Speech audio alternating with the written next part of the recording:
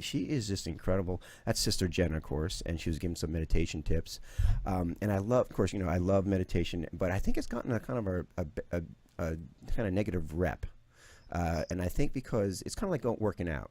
Everyone just, everyone loves the after effects of working out, but they hate to get started, And same thing, I think, with meditation. And so the question is, how do you make it fun, or how do you make it enjoyable? And I don't know if you can make it fun. Maybe you can. Maybe it's not supposed to be fun. Maybe it's not supposed to be enjoyable. Maybe it's just supposed to, but is there a way to make it interesting? Because what she just said was how we actually we use meditation to connect to source. You're walking, it's connect to our consciousness. We're walking with that. And it's just amazing to me how important that is, and how we can bring this to, maybe to America's Has Talent shows like that, want to make a reality show out of this. In fact, kind of brings up our Theta Challenge, which we'll talk to Sister Jenna about too, that we're getting started, right, Jesse? We gotta get that rocking and rolling. We definitely do. Right. Well, these are just a few of the many questions we'll be discussing today, along with a guest that was you'll find surprisingly fun, and a soul who promotes meditation wherever she goes. In fact, she's so well known throughout the world. And what she does, it's amazing. When you hear her story. But also, best part about it is she used to run a couple of nightclubs. Yeah, come on, that was pretty cool. How cool is that? Who do you know does meditation runs nightclubs? Come on, Sister Jenna. Your Sister Jenna. She just pointed her finger like Well, we have a treat for you today. We'll be discussing the pursuit of joyful life with the help of meditation and community involvement. We just happen to have an incredible, beautiful, coolest, as I just said, soul around, and her name's Sister Jenna, and we will be discussing and honestly, I think she's probably the coolest, loving soul we've had on our Good Intention show. I just, you feel an energy, right? Yeah. And I felt the energy when I was researching everything she's done. I'm like, wow, you resonate with people, right? Bam. And of course, I was on her show a while ago, and I knew right then and there it was a resonation that was pretty unique.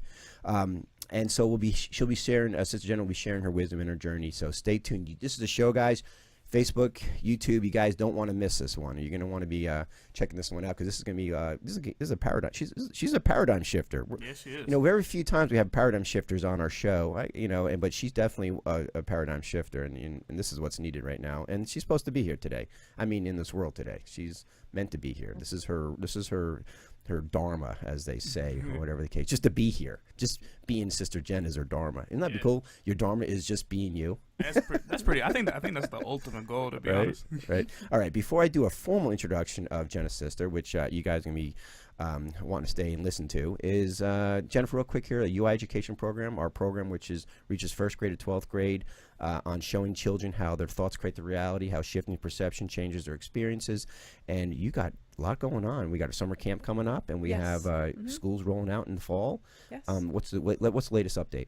So we have our summer camp, which is the 26th through the 30th, and it's going to be at the Unitarian Church here in Roswell. All right. It's called Uman, and we have several kids signed up for that. And then we're having a training program the day before on the 25th, and just meeting with schools and just getting it out and to as many schools as possible. Well, we just rolled this out this like a month ago, and we already got schools from California, different schools contacting us. And you know how hard it is to get into a public school? You can't even say the word meditation or yoga. It's like, it's the end of the world or something.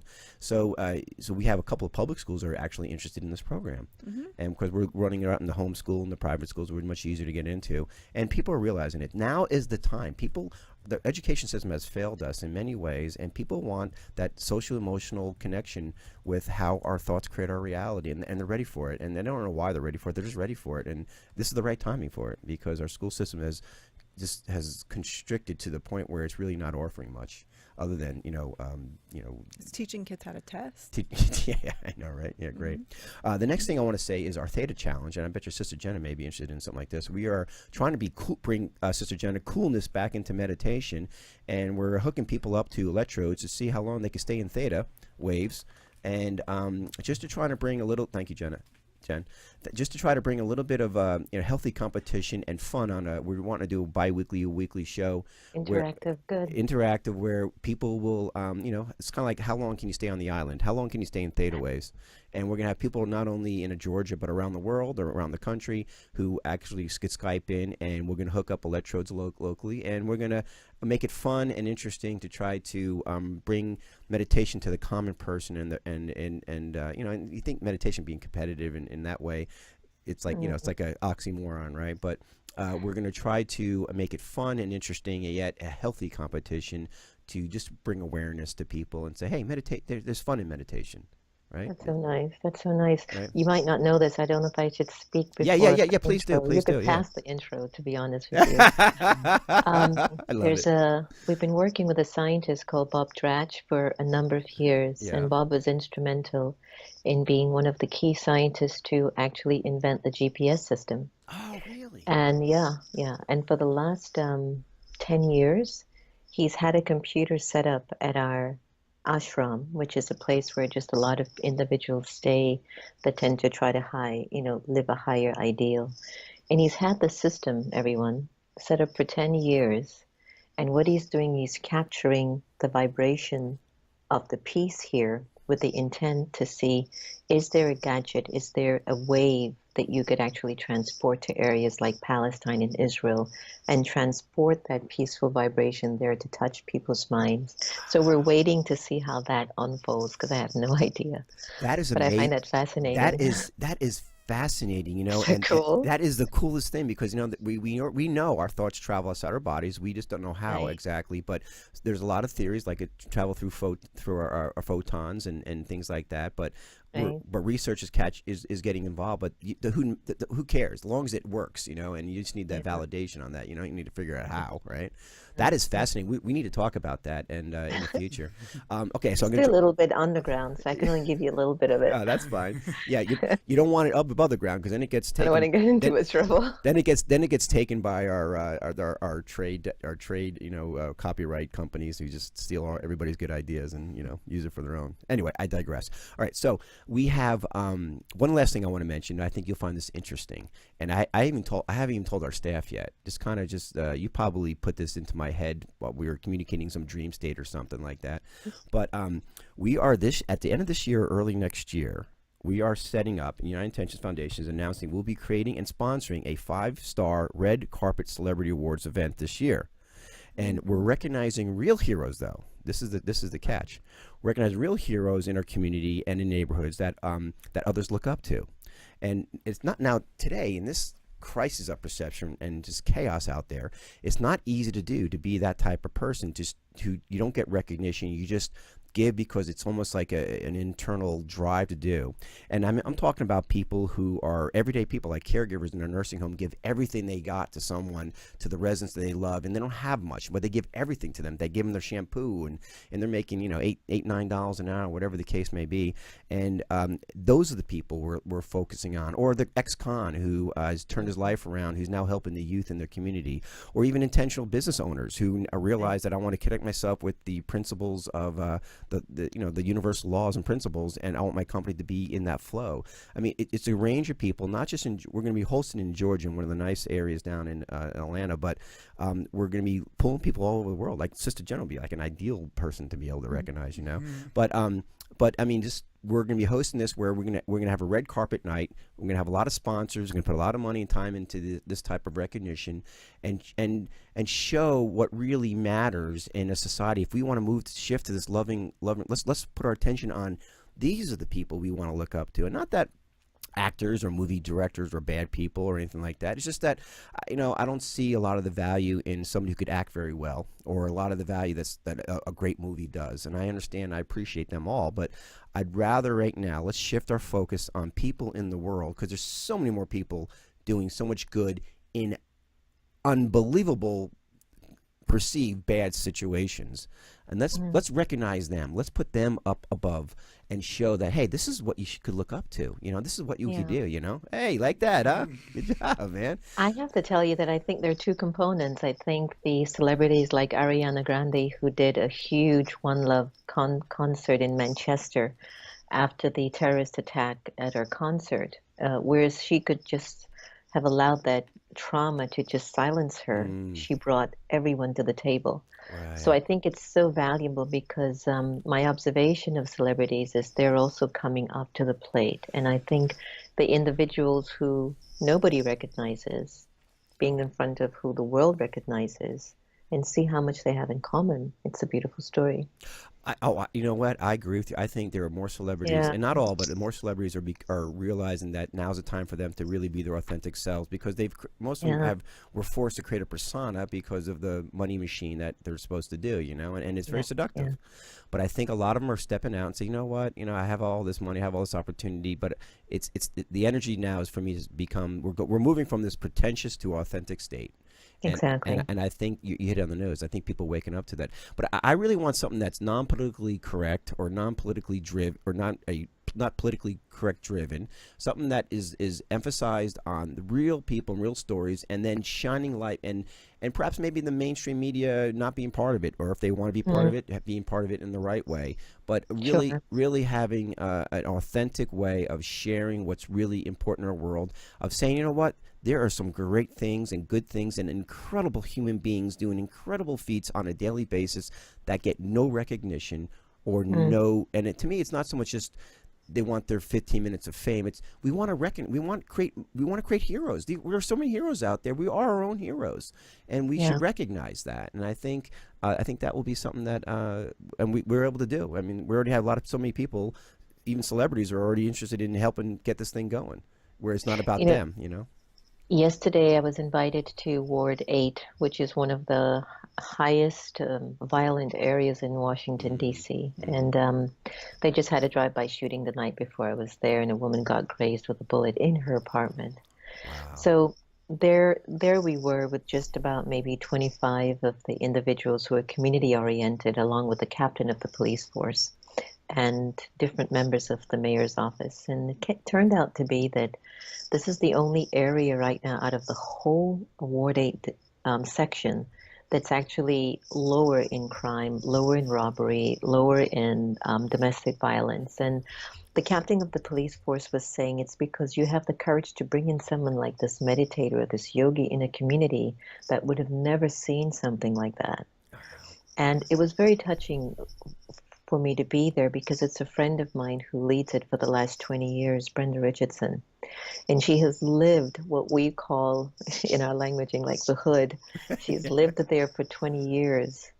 And Brenda is the most intelligent, the most educated woman that you'll ever meet. And sometimes I'll ask her, how come you don't leave the community? She says, but who's going to help the Mm. people? Who's See, going to help my people? I need to be here, Sister Jenna. You know what I'm saying? So yeah, these are the people yeah. that are doing some good stuff. So Oh, I hear you. yeah. Let's amplify their voice. Sure, absolutely, and let them be the leaders, the future leaders, because we need them. Yeah. Because apparently, our present leaders really have kind of not scored very well. And I'm not talking about presently. I'm talking about presently all the way back to 50, 60, 70, 80 years. All right, so let's change the game up a little bit. Mhm. Let's emphasize on what works and not so much what doesn't work anymore. Yeah. And Yeah. anyway, so I digress. I know we kind of were past the formal introduction, but you have such a great information here. I just want to go. I'll go very quickly through it. I just want to share to everyone and all our audience and folks who watch us on a regular basis, really the caliber of a person we have here on Skype and energetically in this room right now, because I know she's here. Sister I Jenna is am. a spiritual leader, author, radio and television personality, renowned speaker from the founder of the Meditation Museum, which we'll talk about, in Silver Springs, Maryland, and McLean, Virginia. Selected by Empower a Billion Women 2020 as one of the 100 most influential leaders of 2015, and served as a principal partner with the Oprah Winfrey Network and Values Partnership on the Oprah Winfrey Belief Team. And boys, guys and gals, you'll see her everywhere. Once you start Googling her on internet, she's everywhere and doing so much good right now.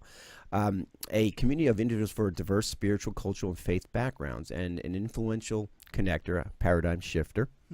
Took that from Kelly, right? And she's coordinating bringing on board organizations throughout leaders to engage in this global dialogue on belief. For decades, she has demonstrated an extraordinary level of improvement in the quality of lives, people ranging from heads of government in children and villages, like she's talking about. She's involved in these communities on a street level, in the sense, I mean, she deals with a whole range of people, but she's like Mother Teresa. She could deal with the big, the banker brokers, or deal with the person who just needs a little bit of food in the street there. So she's just diverse and has no limits and has no boundaries, and nowhere that she wouldn't go to help people. She has traveled to over 80 countries. I mean, I've been to what, one or two?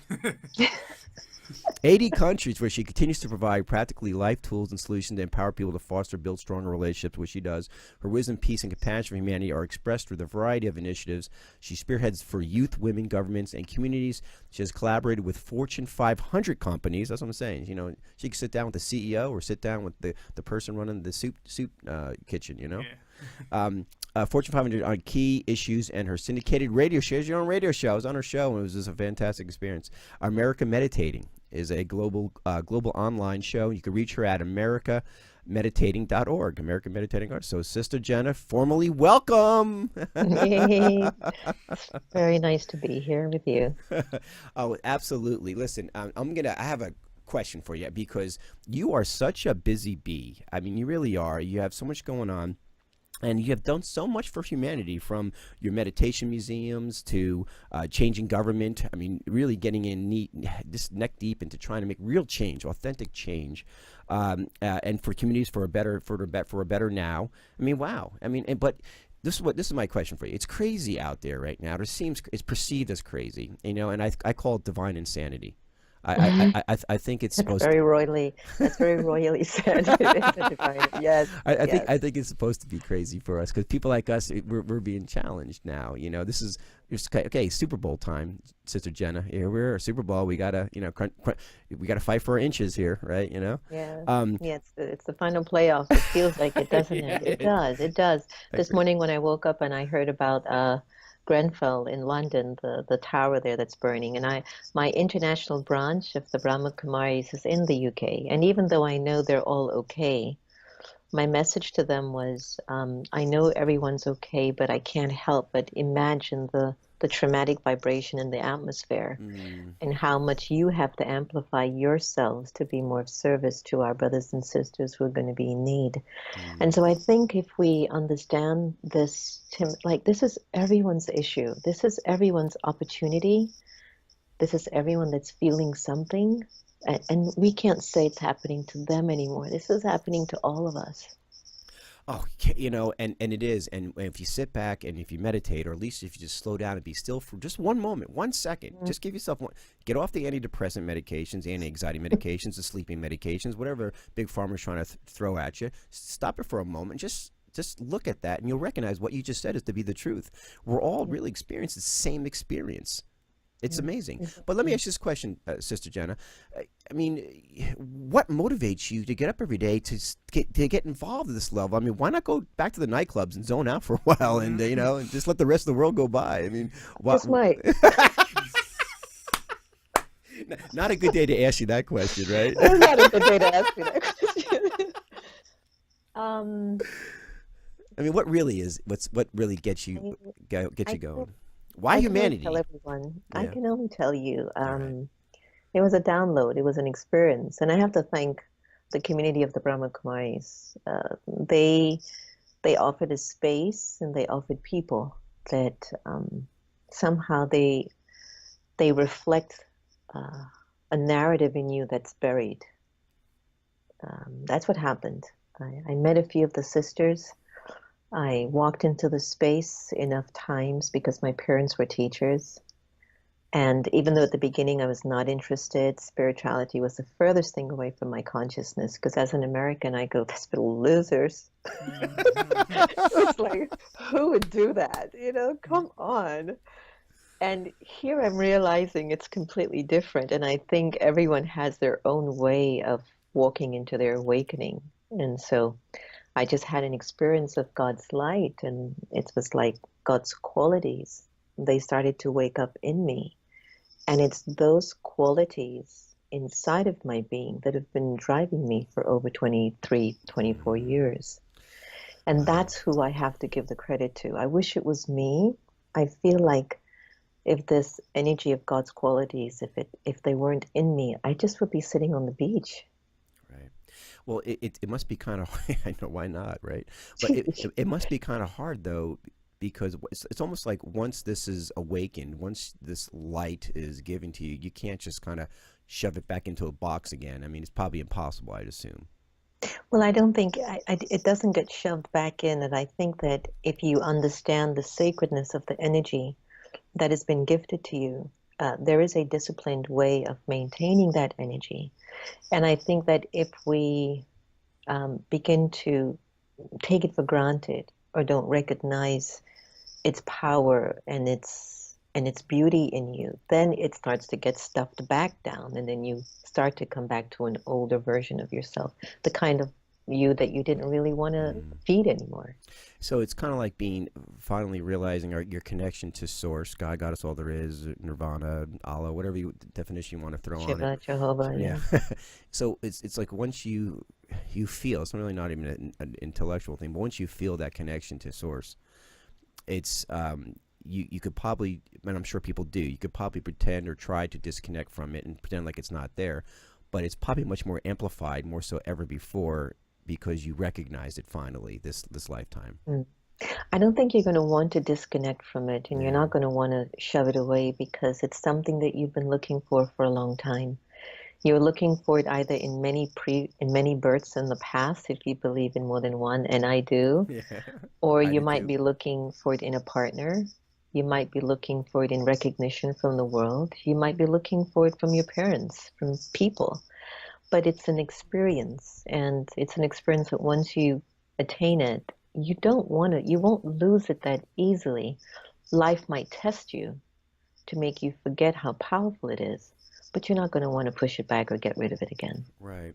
Well, that makes sense. And so people who perhaps are, I don't know what the right word is, are lost in the darkness right now, is it because they're not connected to Source?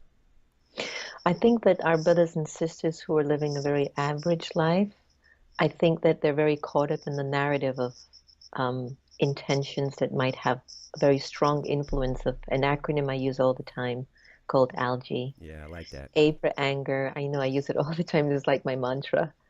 Everybody, ALGE stands for A for anger, L for lust, G for greed, A for attachment, and E for ego. And if our thinking has this intention influencing our thoughts, then it's like we're moving away from the qualities of God. And it's not that we've left the energy. The energy is there.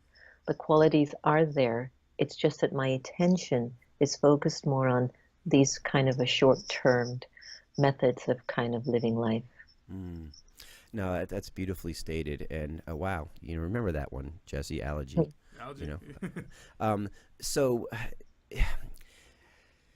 waking people up could be a full-time job, as you probably know. And but I see more so, for me, is as I have this motivation to define my own reality, I have this motivation to wake people up. I have this have this motivation to wake myself up. And so the more I feel motivated to wake other people up, apparently the more I feel motivated to wake myself up. So I'm defining my own reality with that piece. So how do you explain to people when you say your thoughts create your own reality on a day-to-day basis? How do you explain what it's like to live that your thoughts co-create or create your own reality? I think there are different stages that we go through. I was at that stage where I was so gung-ho and ready to change the world, and then everybody was busy. So I went to a state, and then everybody was busy in the state. Then I went back home, and then everybody in the house was busy and didn't want to change. And then I turned the attention to myself, that if I'm not comfortable inside of myself, then there's something that needs shifting. And so I think that when we're younger, and that energy is just ready to be tapped and to be used, I think it's a very good thing if my projection of why I wake up and why I do what I do is to serve you, is to give you something. Like, you need help. Forget about me. You need help. I think that's a very, very good motivation. And I think that as we mature and gain deeper experiences, we realize that we can't even sustain keeping you awake if I can't even keep myself awake. So then you start to balance out how that works for you. And then you find that you're going more inward to observe your subtle thoughts, the ramification of your thinking, and what it's creating in and around you. So I think the same formula is true for everyone. At some point, everyone's going to want to be comfortable inside. And you can't feel comfortable if your thoughts aren't clear, straight, loving, or kind. So it's a journey that we all have to take, and I think we all go through different dimensions or levels or processes to get to a point that I accept where I am, I'm okay, but I know that there's still the journey left. I know that there's still more to do. So it seems so contradictory in a sense on a superficial level, and I'm sure on a deeper level it makes complete sense, is that the journey is really within. And if you believe that we're kind of a hall of mirrors, wherever we go, we're reflections of ourselves, right? We're creating our own reality on that level. When you see somebody at the grocery store who for a second you don't acknowledge them, you're not acknowledging part of yourself, right? On that level, right? So you have this solution is to just, like Eckhart Tolle says, to get off the box and look underneath it and see what's inside there, right? At the same time, we're put into this three-dimensional world to have separation as like you are separate from me, even though on a intellectual or even on a heartfelt level, we feel that connection that we're one, right? You and I, but yet we're put into this three-dimensional world to live a experience of separation. So it seems contradictory, doesn't it? The answers are within to just unite yourself, but yet we're here to live a three-dimensional. Everything's outside of ourselves. How do you live life like that? It's almost like a schizophrenic, Schizophrenic, one way or the other. I think that, when the soul is really embodying virtues and qualities, and I know it's a word we don't use very much anymore, but I want you to imagine when you were born, or when you look at a brand new child, a baby that's just born, and what you see immediately is the purity of the baby, the virtues, the quality, that sentient energy of their soul radiating outside of their skin. So that's when we were one, which means we were embodying just a fullness of spirit. And the law of karma is for everyone. Everyone's going to go through ins and outs, giving and taking, maybe taking more than you give, maybe giving more than you receive. And then that kind of breeds an attachment to an idea that we hold in our heads about who we think we are. And we have all the influences of government, religion, environment, what our parents have told us. All of that's coming into the soul. And where, again, I go back to is it could be a distraction. I don't think there's any such thing anymore as separation. I really don't believe that anymore. There was a time in my early spirituality, I felt I'm a soul. I have to go to God, the Supreme Soul. I have to get energy. I have to come into the world and feed it and give it all of that good positive energy. Now I don't believe that. I know that I am filled with these qualities and virtues, which is my whole self, is my complete self. I'm not focused on it as I need to be. And so whatever's my path of spirituality or path of unfolding, whether it's at work or watching the news, you see so much negative information in the news that you go, that's not where I want to go. That's not what I want to do. So to answer your question in brief, I think that the separation happened when the algae snuck in. Then we thought there were two different people living. And then we kind of made effort to try to go into the world, trying to put the best part of ourselves into it, until we reached a point that there's got to be one part of me that exists that I just feel confident enough to go out and be, just to be that wherever I am. And so I think until we get to this point of just really remembering that sentient expression of who we were, like babies, then we are one, and there's no more separation. Because with algae, I'm not focusing on that anymore. Right. Wow. It's beautifully stated. Wow. I mean, I can't wait to replay this again just to listen to what she just said, again and again. But okay, so we have these individual journeys, and it seems like there may be a common denominator in these individual journeys of, like you just said, going from the youthful understanding of Mm-hmm. realizing there's this God energy, and want to share this with our perceived or a misperceived separation of things in life. And then as you become wiser, mature, whatever the word, more meditate, the more you focus, you realize we're really all connected, and it's not such a need to do that anymore. It's more so just you're playing with the energy, or in that sense. Then, Like like that.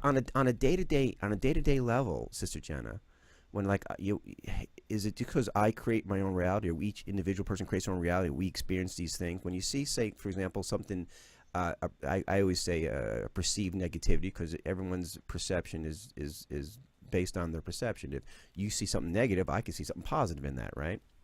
Mm-hmm. So these Yeah. perceived negatives, and I'd say on a collective conscious level, which we'll talk about next, that there's a collective consciousness of what we see negative. Like, for example, a child being abused. Not Mm-hmm. many people, physically, emotionally, whatever, not many people would agree that's a positive thing at that moment to happen. Now, from like a teal swan or someone where all these negative things happen, they turn out to really spiritually grow from over time, whatever it may be. But in that present moment, you're seeing that as another soul, seeing another soul go through this type of Mm-hmm. trauma. Let's just Mm-hmm. call for what we perceive it is. I could look back in two perspectives. I could say, from my higher self level, that this is something that person needs. There's no reason for me to get involved in this other person's stuff, because this is something that person apparently is created and wants to experience, even though they're a small child, and they're going to grow out of that. Or I could, as a soul that understands suffering, on the sense that, what, I'm here for a reason. Maybe I'm meant to intercede and stop this child from being abused on whatever reason, whatever way. How do you live day-to-day life having these two kind of contradictions, or these two understandings of a higher self purpose and then a day-to-day self? I know I'm giving you nice challenging questions here early in the morning or whatever, but how do you reconcile that on that level on a day, and make decisions on a day-to-day basis? Mm. I don't think it's very challenging. I think that if you really are into your own personal development for all the right reasons, you won't feel a challenge. You really, really, you'll just keep feeling like everything is a learning process. It's a growing process. And sometimes you're going to do great, and sometimes you're going to be very average. I don't even use the word bad anymore, and I don't use weaknesses. I would say that instead of weaknesses, I go, it's a limitation in my awareness right now. If I'm a little bit short in my virtues, and I'll tell my staff, today's not going to be a really good day. Yeah. And they start to offer me support. So I think it's your honesty. I think I'll throw out the virtue of honesty with everyone. Be very, very honest with who you are and where you're at. You don't have to be perfect tomorrow, but just be honest with what you're feeling, what you're going through, and know that that will have to be enough for you and everyone else. That's And then you won't have that division inside. right. Yeah. And so we're reflecting on ourselves, of our emotional state, and our answers, you're saying, will come in. It will be easy. The answer will come easy to you once you're not focused on perhaps a different, a separation of it, but more so, okay, why am I creating this? Why am I experiencing this? And if it's for me to intercede, then then it's for me to intercede, or is it for me to just be aware of, and then focus on what else do I want to create? And so, if we're creating our reality as we go by, and we see negative things and positive things, or perceived negative or positive, like you said, it's just not bad or good. It's more of just a limitation, which I love. I think that's great to look at it from that perspective. Then how does like that, when people talk about denial-based positive thinking, or I don't want to think about anything negative at all, because I don't want to pretend like this isn't happening, and I want to just focus only on positive thoughts, because it takes 17 seconds to track the like-minded thoughts, 68 seconds start manifesting, or whatever the case may be.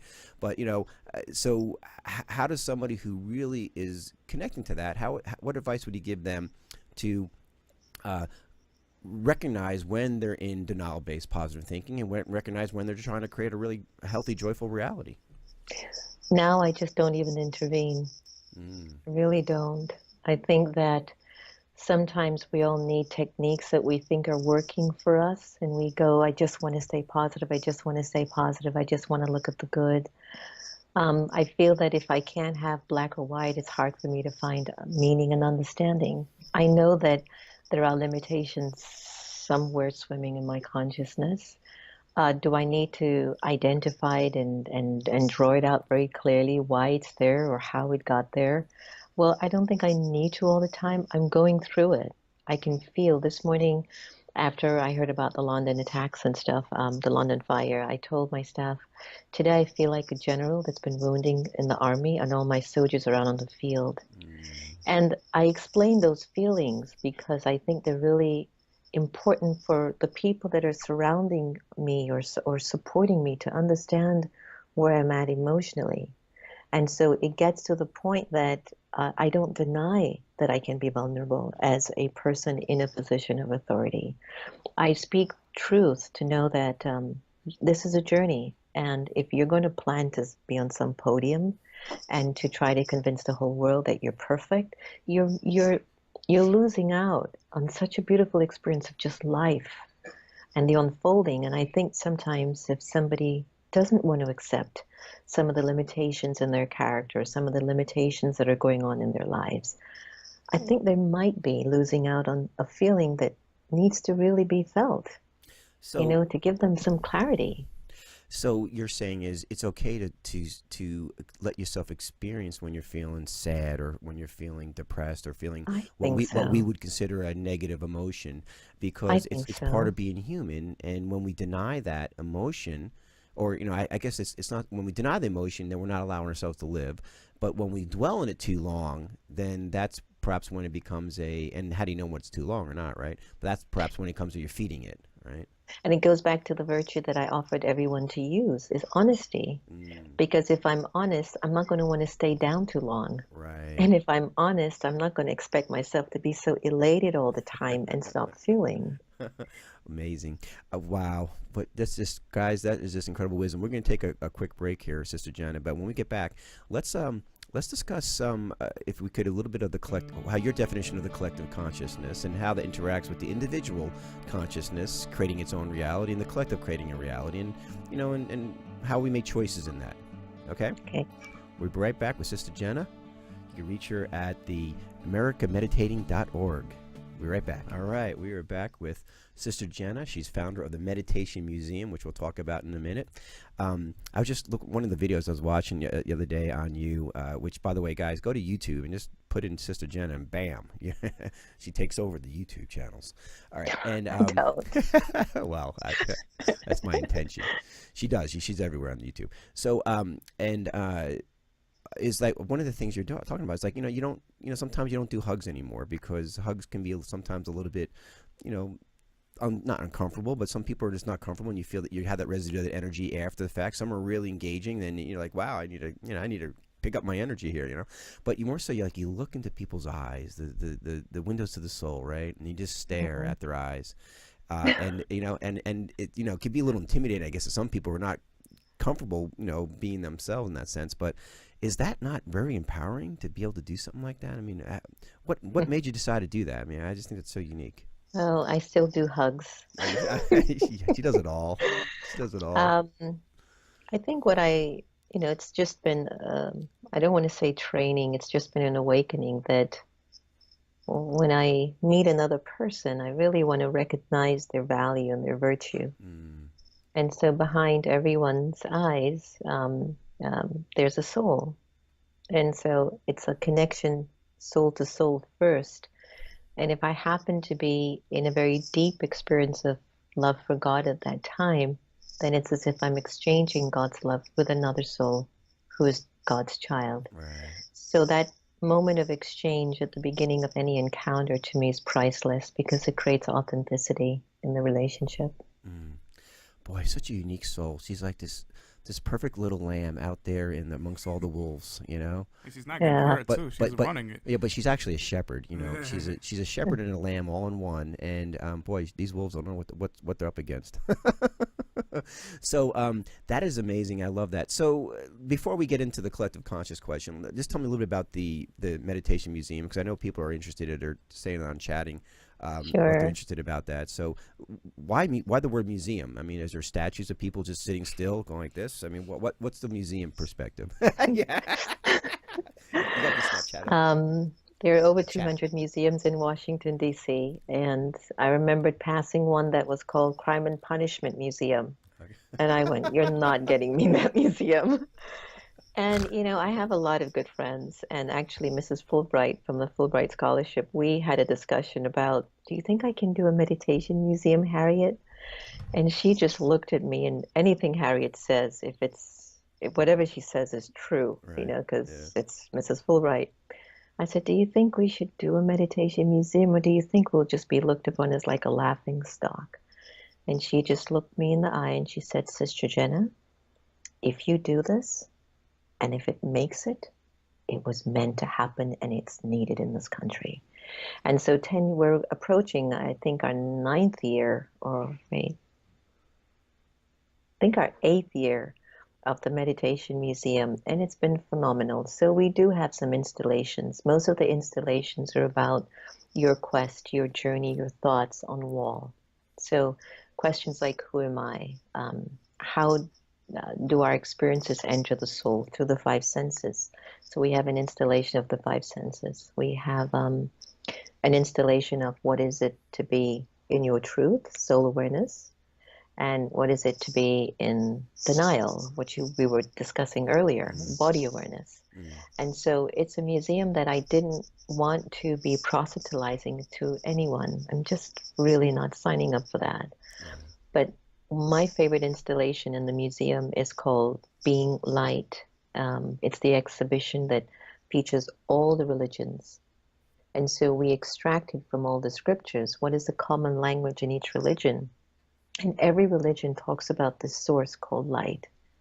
And so in my spiritual training, I kept, every reference is the supreme being, the supreme light, the one supreme Father who's the Father of all souls. So I remembered when we placed that installation in, it's like, that's it. He really is this one supreme energy. It's this ocean of qualities. And you can use whatever language you feel attached to that gives you identity, but at the end of the day, it's what you're experiencing.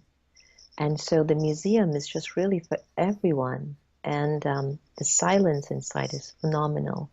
So when you come in and you're in those walls, you're not only seeing your thoughts, but you're also being nurtured to be more quiet inside. It's a universal experience too, because it's not like just Yeah. one religion. We No. need one in Atlanta, by the way. So Yeah. let's get that going. I'm ready. I'm ready. Feel free to just go ahead and chime in on that. Let's get her out of Washington D.C. for a while. Let's get her down here in the good old South, right? Yes. Just make sure there's an ocean nearby, please. Yeah. Okay. We'll I don't think there's one there. But we'll make it happen. We'll create a canal all the way out to that out that to doesn't Savannah. work. Doesn't work. we have a river. There's water. Yeah. All right. So to the collective consciousness. Oh, real quick here. Is there, outside of seeing you on the radio, is there another way to get in touch with you outside of AmericanMeditating.org? Maybe people just want to pick out the Meditation Museum. Yeah, you can just go to meditationmuseum.org and Okay. you can find me there too. All right. Well, yeah, like I said, you'll find her everywhere. In 80 other countries, too, at any given time. Just take me with you next time. It's all right? that many personalities, you know. Yeah. We got a DID. We got a DID. I think we're all experiencing DID on some level. We're all in different realities, aren't we? What is the idea? Dissociative disorder. It's like Oh. like multiple personality disorder. Mhm. Anyway, so where's it saying? Oh, collective consciousness. So if it's all one, if our individual consciousness, we're a ripple in the ocean, and we're individual ripple recognized by an individual soul self, yet we're connected to the rest of the ocean, the collective consciousness. I mean, that's probably the best analogy I ever heard. I mean, would that be something that you may utilize, or you probably have a better one, I'm sure. I think that's perfect. I All think right, it's beautiful. I think that we all carry our own stories, and we are like rivers, and we flow into the ocean. We become one eventually. And what we're witnessing in the world today is there's one collective energy that's just really dominating our feelings, and it feels very limited. But there is also another awakening of collective energy, and it's quieter. And so we might miss it at times, but it's existing, it's there. And I'm always reminded at winter time, the trees are brittle, all the leaves are gone, there are no fruits on the tree. But there's something happening on the ground as the roots and the seed and the trees getting renourished. So I think we're at that very brittle state, that we're looking at this very winter of humanity state of awareness and consciousness. But there's something happening underneath. And so the awakening of many of us, it's taking place very quietly. Some of us, going for marches and, we're standing up. And I'm okay with the marches and being an activist. I know we have to be socially conscious. My only requirement for everyone who's out there on the streets, standing up for truth, please hold moments of silence. Please incorporate this collective energy that your pure power of silence and the wish that everyone is benefited in your planet, that vibration touches these world leaders and their minds change, because they won't change if they hear us screaming and yelling anymore. That only feeds their negative vibrations. So please, anyone who's doing marches or organizing anything, please incorporate silence. Just do one moment at the beginning, one moment at the end, or in between. It should be, policy number one for spiritual activism is moment of silence, right? Because I do agree. I think spiritual activism has an important role. And I mean, we talked about, we mentioned off air about Gandhi and folks like that, about, the reluctant leaders. And now's a time where we need. I don't know if we need. I really truly believe this second coming is an awakening within ourselves of our empowerment and we use the power of intentions, but it's more so it's an awakening of ourselves that, hey, we create our own reality. We have such power. We could change things just by shifting our perception and shifting our being still and silent. I'm so sorry. And I think a lot of people have this misconception about meditation, that it's to empty the mind. But actually, meditation is to nurture very constructive, pure, positive, capacity building thoughts in your mind. So your conscience and your inner world feels proud about yourself at a very spiritual level. And I just wanted to mention that, between June 20th and July 10th, I don't know if you knew this, our whole Brahma Kumars on the East Coast we're organizing an awakening tour starting from the UN on June 20th till July 9th, ending at our retreat center in upstate New York called Peace Village Learning and Retreat Center.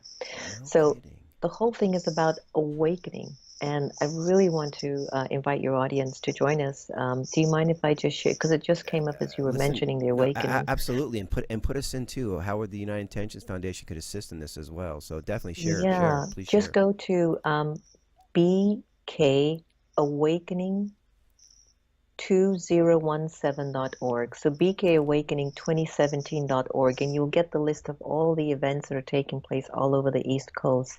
And it couldn't come more at a better time than when we're seeing the limitations of our brothers and sisters. And so yes, Timmy, we have to wake up now more than ever.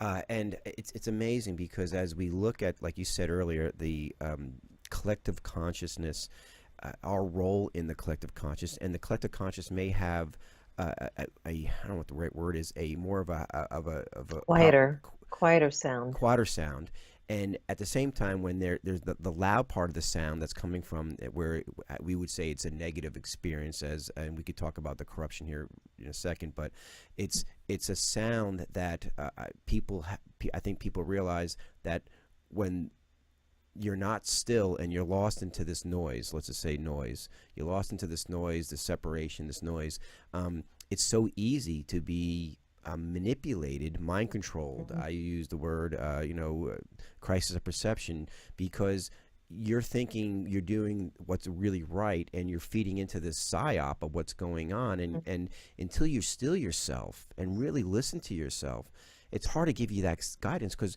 this is the times of deceit and times of psyop, times of you're questioning reality, you're questioning what's true, what's not true, because we're looking for validation from outside of ourselves. And so what you're doing, and Sister Jenna, and I can't emphasize this enough on air or off air, what you're doing is really so critical with the meditation focus, stilling yourself and being silent is everything. To really finally tap into your own inner source to give you those answers rather than being misled by outside of ourselves. And I have to tell you, when my early days in the Brahma Kumaris, it was like you were 20 years ahead of your time. It was so difficult to just get someone to even listen to you, to sit with you and hear what you're saying is good.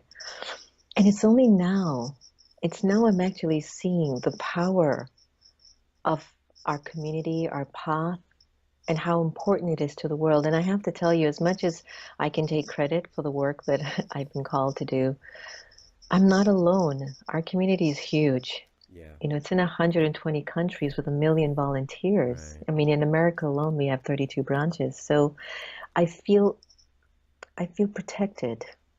It's not just a one-man show. It's a whole community of individuals that are walking with this deep passion, like, I've got to change myself, and I've got to be the one that first stands tall for truth and wisdom and purity. And so in an age where you're beginning to see that energy, that you're like, oh wow, I'm really glad I wasn't feeding in that, because then I'd be in trouble. How would I be able to discern if that's right or that's not? Like, you automatically know deep in your spirit that's just not right. Yeah. That's just not right. When you're in touch with that, when you allow yourself to be still and be in touch with that. So how do you, Sister Jenna, because you're in she's like, the man in the arena, not the man in the critic in the stand, right? She's the woman, she's the person in the arena. I mean, she's in the streets dealing with, God, Washington, D.C., you have to pay me $1,000 million to go to live in Washington, D.C. at this point. So, Here. There you go. All right, I'll be up there now. But how do you deal with this? Because I know what I know, and I have my sources, and I talk about it on the Wake Up Hour and other shows, more so the negative realities of what potentially could be going on, or perceived negative realities. But I know it is ugly, and I know the level of corruption to it, even to only my level, and I'm sure that my understanding of it is not even touches on the iceberg of really how really corrupt things really are on that level. How do you replenish your energy? How do you feed? Because you're in there. You're not the critic. You're in there in the streets making things happen. I can only imagine that it would be an energy drainer. How do you keep up with that level to replenish yourself, dealing with what's going on today? I have a very strong foundation. Some days are very good. Some days are just not so good. Sometimes you go through various seasons. I think that if we allow the emotions to take over our logic, it can really deplete our energy. And that's an area that we have to be very careful in, especially for individuals like me. And there are times that I have slipped, and I've slipped a lot, I would say, within this last year, because there are sometimes very deep issues in your soul that have sometimes nothing to do with this lifetime, but it has something to do with the previous birth. And I'm so patriotic, and I say this with the deepest of feelings. I've loved this country. I've been here from I was 4. It's all I know.